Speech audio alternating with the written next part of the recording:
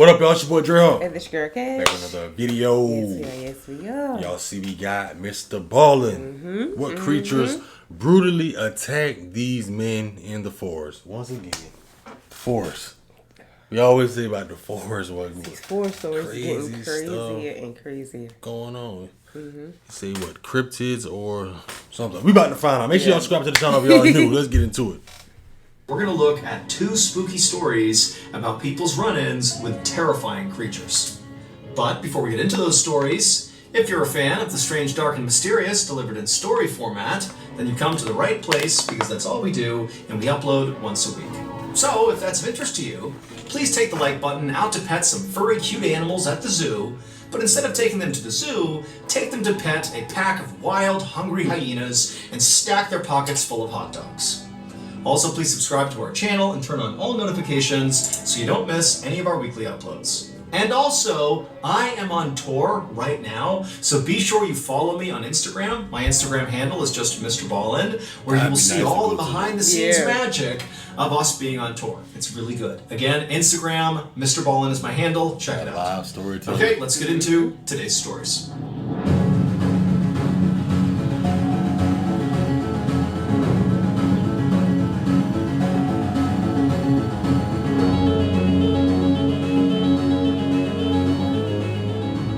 Just after midnight on May 1st, 1971, a 20-year-old woman named Elizabeth Ford was sleeping on a couch in the front room of a small house near a city in Arkansas called Texarkana.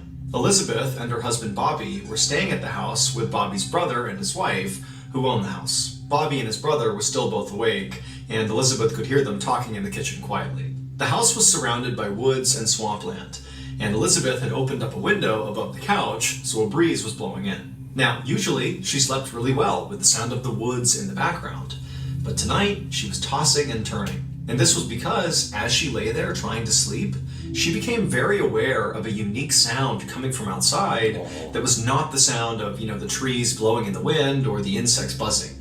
This was something else. It was a slow creaking sound, and at first, it kind of sounded like it could be out in the woods somewhere. But eventually, Elizabeth realized this creaking sound was sort of moving back and forth, right outside on the porch, below the open window. Suddenly, Elizabeth's eyes flew open and she looked at the window because this creaking sound had just intensified and then came to a stop on the immediate other side of this window, like there was something heavy right outside. Elizabeth sat up to face the window, but she didn't see anything outside through the screen. And so right away, she felt totally relieved. She didn't know what that sound was, but clearly there was nothing there. Please don't go out there. However, just to be certain, she decided she would go a little bit closer to the screen and actually look right up close to make sure there was nothing down below on the porch. And so Elizabeth leaned forward and pressed her face to the screen and began to look.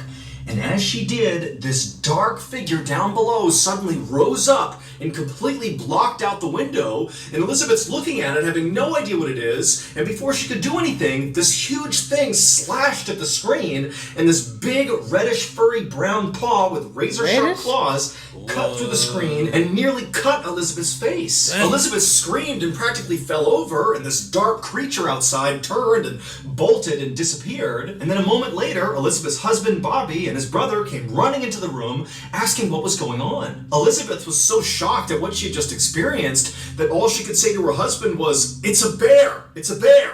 Bobby helped Elizabeth off the couch and then told her and his brother's wife to stay in the house and away from the windows. And then Bobby and his brother got shotguns and flashlights and went outside. Once outside, Bobby and his brother began scanning all around the porch area where Elizabeth had apparently seen this bear to see where it was. They held their flashlights out and they scanned the tree lines. They looked all over the place, all around the front of the property, but there was no sign of this animal. And so the brothers looked at each other and nodded, and then they both left the porch and went different directions, kind of looping around the back of the house. They were going to scan the entire property and meet up at the back. And when they met up at the back, they still hadn't found this bear, and so they walked away from the house towards the tree line and did another big sweep together of the entire perimeter, again, looking for any sign of this animal. But there was nothing. And so after a while of circling the property, the brothers decided that, this bear must have just run off. And so Bobby and his brother returned to the porch to figure out their next move. Both Bobby and his brother were hunters, and they knew that usually the best thing to do with the bears that roamed this area was to leave them alone. I mean, these bears could grow to be 500 pounds, and if they were provoked, they could run at 35 miles an hour. And so generally, you just stayed away from these things, and they'd leave you alone too. However, as the brothers were sitting there talking through what had happened that night, they both said, it definitely seemed like this bear was different. I mean, apparently it was aggressive enough to come right up to the house, unprovoked, and reach in and swipe at Elizabeth, which obviously was not normal bear behavior. And so, to Bobby and his brother, this meant that they really couldn't just leave this bear alone. They had to go out there and find it and kill it to protect themselves. And so Bobby lit a cigarette to calm his nerves, and then the two brothers came up with a plan for how they were going to go find this bear. Bobby's brother would man the front of the house, and Bobby would man the back of the house. And they would stay in their respective positions monitoring the property until either they saw the bear and dealt with it, or until the sun came up, at which point they could go get help. And so after agreeing to this plan, Bobby took one final drag on his cigarette, chucked it to the ground, and then with his shotgun in one hand and his flashlight in the other, he stepped off the porch and walked around to the back of the house and stared off into the darkness. Bobby had only been in the back of the house for a couple of minutes manning his post when he began to smell this horrible smell. Now, at first he thought it was just some sort of wet, musky smell that came over from the swampland nearby, but as he continued to smell it, it got heavier and more pungent. It smelled like a wet, decaying animal. Bobby tensed up and aimed his flashlight up at the tree line and began looking back and forth, trying to figure out where this horrible smell was coming from. And as he was doing this, he suddenly heard the sound of tree branches snapping off to his left. And so he whipped his flashlight over and shined it, and he saw this big, dark figure charging across the property away from him into the forest. Bobby instinctively raised his shotgun and fired, and then after shooting, a loud yelp echoed in the air, and then Bobby just took off running in the direction he had just fired, and as he's running across the yard, he's screaming for his brother, who had already heard the shotgun blast, so he was coming around the house, and the two men linked up, and as they're running in the direction of this bear, Bobby's telling his brother, "I think I got it, I shot the bear." Dang. But they get over to where Bobby had last seen it and where he heard this yelp come from, and there was nothing. There was no bear. Still, the brothers did feel a little relieved. They figured even if they couldn't find this thing, clearly Bobby had hit it. He had heard the sound of it yelping out, and so maybe by at least wounding it, they would stay away and leave them alone. But just then, the men heard the sound of their wives screaming from inside the house. The men immediately ran back to the house, and as they got closer, Bobby, again, began to smell that horrible smell. And right as Bobby's foot hit that first porch step, his brother from behind him screamed out, "Stop!" But it was too late. The bear was on the porch. That's why the women were screaming. They had seen it. And Bobby's brother had seen it, but Bobby hadn't. And now he was too close to it to get away. And before Bobby could raise his gun to protect himself, this thing attacked. And Bobby felt this horrible, burning, tearing sensation in his arm.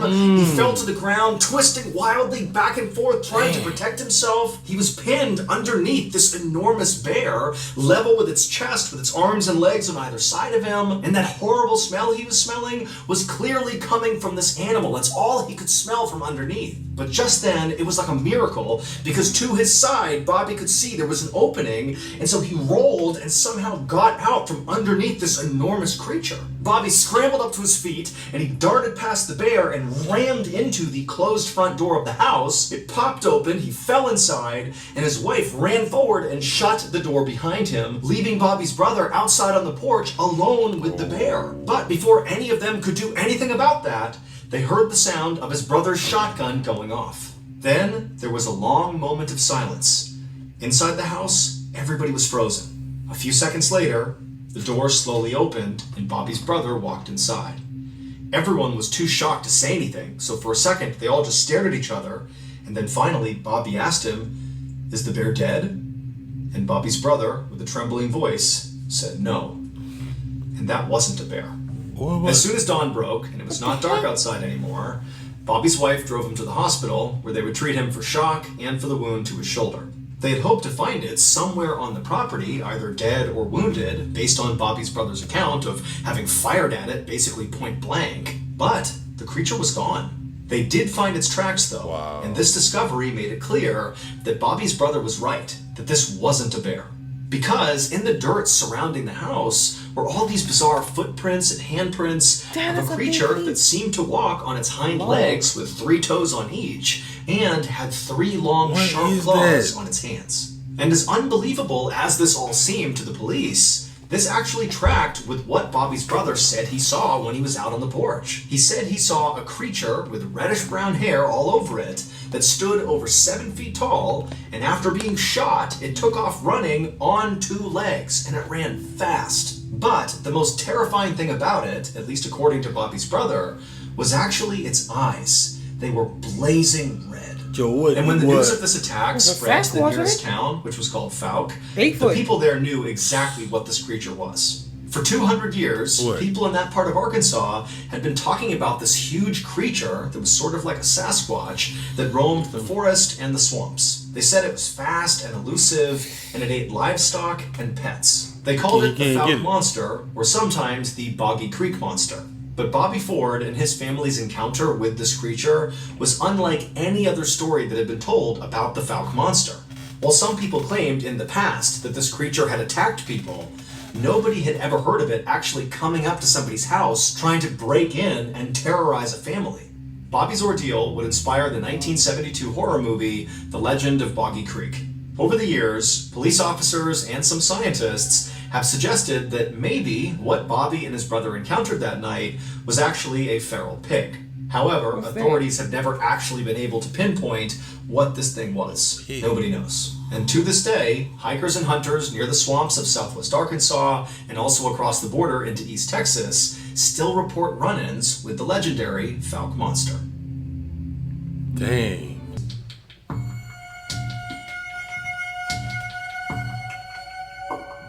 On the evening of August 1st, 2015, a 20-year-old man named Fraser Beloyi walked alone down a main road toward his village in the South African province of Limpopo. Fraser was on his way home from work, and he was pretty desperate to get there. It was only about 7:30 p.m., and usually around this time, Fraser was used to seeing other people out and about on this road, just kind of walking around in the dusk or, chatting or doing various errands, but tonight there was nobody out there. And in fact, in recent days, this area of Limpopo had basically become a ghost town.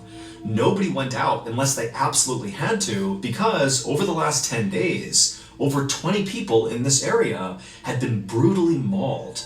The victims had all insisted that the creature that had mauled them was some kind of 4-legged demon, and they had begun calling it the Beast. Now, Fraser considered himself a pretty level-headed person who did not necessarily buy into the hype around this beast. He figured it was very likely just a dog. But still, he didn't want to get attacked. And so as he walked down this vacant road, he periodically looked over his shoulder just to make sure no dog was following him. As Fraser continued to walk along, he looked up and saw the huge forest fire that was raging on a mountain miles and miles off in the distance. A few days ago, the fire had started, and from Fraser's perspective, it still seemed to be going strong. In fact, in the darkness, it almost looked like the mountain was glowing red. Just then, Fraser noticed the turnoff for the shortcut that would take him through some forest back to his home, and when he got there, he stopped and looked over his shoulder one more time to make sure he was still all alone, and he was, and then he stepped off the main road, into the woods, and into the darkness. Under the tree canopy, the night suddenly seemed a lot darker. Fraser did his best to think about the chores he needed to do for his mother once he got home, instead of thinking about the beast. But he'd only been on this path for about 300 feet when he suddenly heard a rustling from behind him. And so right away, Fraser stopped and turned around and looked where the noise was coming from. But all he saw was darkness. There was nothing there. And so Fraser, for a whole minute, just stood there staring out into the tree line, waiting for something to move. But nothing did. And so Fraser told himself he was just being paranoid. Everything was fine. And then he turned back around and kept on walking. But pretty quickly, his walk turned into a jog. And he was almost to the end of this path, almost out of the forest. He could see his village. It was right there. That jog would turn to a run fast. Again. Except now, in addition to the rustling sounds, he heard a new sound. It was like a wheezing sound, like a sick animal that was breathing heavily. Now, Fraser knew he was not just being paranoid. Yeah, you know that. Something was out there, and it seemed like it might be following him. Without slowing down, Fraser looked over his shoulder again to see what was out there, but again, he just saw nothing. It was just shadows. However, when he turned back around and kept on going towards his village, he heard this loud crashing sound behind him, like a massive animal had leapt out of the brush and landed on the path behind him. And so Fraser was immediately so scared he couldn't even turn around. He just started sprinting toward the village, and all he could hear behind him were these loud, pounding footsteps as whatever this was gaining on him. And so Fraser was so instantly terrified that instinctively he just started sprinting off without even looking behind him. And so as he's running, this thing's gaining on him, and again he can hear this awful wheezing sound coming from whatever this is, as if there was something wrong with its lungs. And in Fraser's panic, as he's sprinting through the forest, Fraser's telling himself, it's just got to be a rabid dog. That's why it's making those sounds. Come on. But he knew that didn't track. This thing is huge. This can't just be a rabid dog. And so Fraser just kept on running, and finally, he got out of the trees, back into his village, and at the exact same moment, the pounding footsteps behind him came to a stop. But again, Fraser, he didn't turn around. He's too scared. He just ran for his door. His house was right there in front of him, and he gets to his door. He's about to open it up, and right as he does, he feels this searing pain in his neck. This creature, whatever it was, had leapt and grabbed onto him and bit down on the back of his neck. And so Fraser crumpled to the ground and threw his arms up over his head to protect himself. And with one eye, he could see it's this massive black creature on top of him, chewing on the lower half of his face. And so Fraser, he couldn't even feel any pain. He just began screaming for help, and he tried to push it off of him, but he couldn't. And then a second later, a flash of metal came across his eye as his mother and other villagers who had seen this happening and heard him screaming came out and began smashing whatever this was with shovels. And so a second later, Fraser pulled away and dragged towards his house, and this huge black creature, it marched over to the edge of the tree line and just stopped, turned, and looked back at Fraser and his mother and the neighbors. And Fraser, as he's sitting there in total shock, he can tell that whatever this thing is, this enormous dog-like creature, this had to be the beast. That's what just attacked him. And in this moment, Fraser realized, this creature may have the shape of a dog, but it was not a dog. South Africa has its share of wild dogs, jackals, and hyenas, and typically they're multicolored and fairly small, and this thing was jet black, pitch black, and gigantic. And when this thing first started chasing Fraser, he'd had that panicked thought that maybe it was a rabid dog. But rabid animals are typically lethargic and confused. And this thing that was 15 feet away from them was absolutely alert and calm. The only thing sick about it was that horrible wheezing sound it would make as it breathed. And as Fraser and his mother and the neighbors just stood there staring at this thing, this creature just continued to stare back at them with piercing eyes. And its eyes were not normal. These were not like animal eyes or dog eyes. They were too small and set at the wrong angle. And there was real sentience behind them. They were human eyes. Just then, Fraser's mother grabbed Fraser and yanked him, kind of jerking him back to reality, and he scrambled to his feet, and he and his mother and the two neighbors, they took off running back into their respective homes. All the while, this creature just sat there on the edge of the forest, staring still in the direction of Fraser and his home. Once inside of Fraser's house, his mother immediately dialed the emergency number to tell the police about what had just happened, but the police told her they were not going to send people out there to deal with some dog. And so Fraser's mother decided she would just treat her son's wounds on her own until this dog-like creature had left, and then once it had, she would get him a ride to the hospital. However, as Fraser and his mother stared out the window at this creature, it didn't leave. It just sat there staring back at Fraser and his mother with these hideous human eyes for hours and hours. Finally, in the morning, it was gone.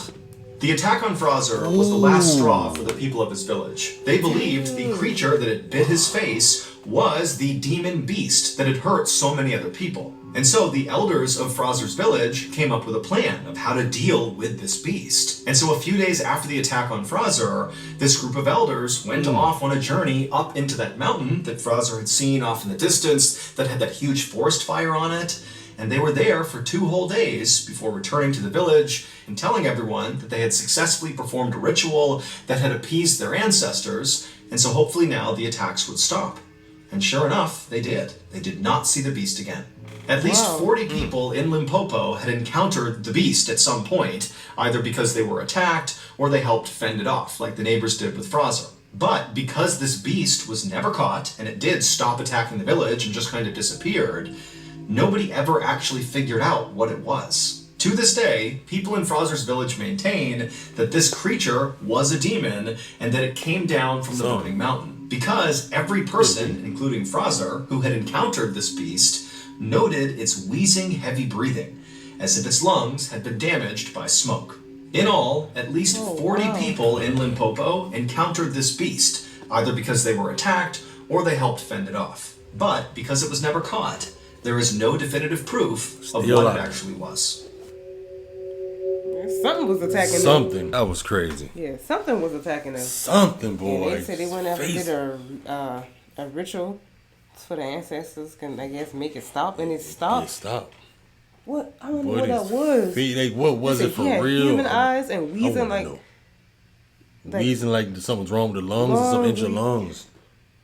Both of those stories is crazy though. Yeah, boy. You seen his face?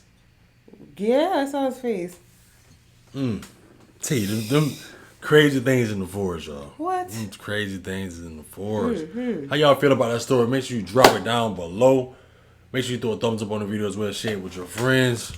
That was what creatures brutally attacked these men in the forest. And I still want to know what were they? Right, both of them. Because they still out there, probably.